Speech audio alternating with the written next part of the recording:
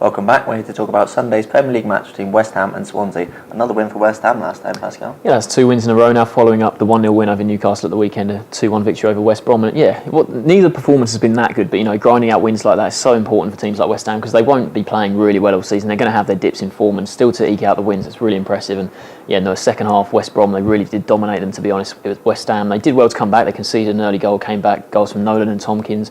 But they did well to grind it out in the end. They could have easily, drawn that game or even lost it the way West Brom were playing in the second half. But another important victory for them, and they're doing really well. Yeah, amazing at this stage of the season. Only 1 point off the top four, which is superb. No one expected that from Sam Allardyce's side this season. And at home, that's been where the bulk of their points have come, as you would expect. Upton Park's turned into a bit of a fortress. They won 4 of their last 5 there, including wins over the likes of Man City, Liverpool and Newcastle, who are in really good form of themselves. If they can keep up that good form, then they'll be challenging for a European place towards the end of the season, which surpasses all expectations of this season for West Ham. Without a doubt, but Allardyce will be really pleased as well because the goals are coming from all areas of the park as well, because none of their last 5 league goals have come from a striker, which is really surprising. Cresswell scored the winner against Newcastle, and then Tompkins and Nolan with the goals, and only Chelsea have had more different goal scorers than them. And given that they had that run near the start of the season when Sacco scored in 7 straight games for them, obviously he's been out, Valencia's been out, but they're coping without them and getting goals from all other areas. They're sort of relying on set pieces a bit more, but if you've lost your star strikers, then that's quite good adaptability, I think. Yeah, by contrast, Swansea seems to be relying a lot on 2 players, Sigurdsson and Bonney, being in superb form. I think they've scored or assisted 15 of Swansea's 19 goals this season, which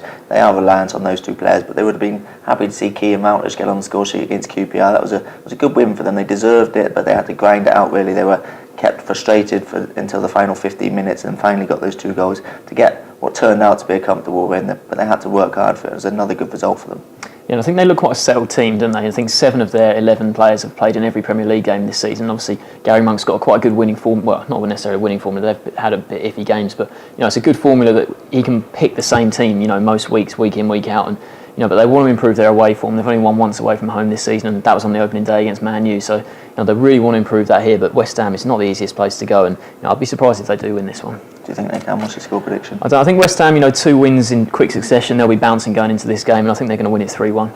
There's 2 teams that have surprised a lot of people so far. I think I can see this one being a draw, so I'm going to go for 1-1. I think they've got 1 West Ham win and a draw. Thanks for watching.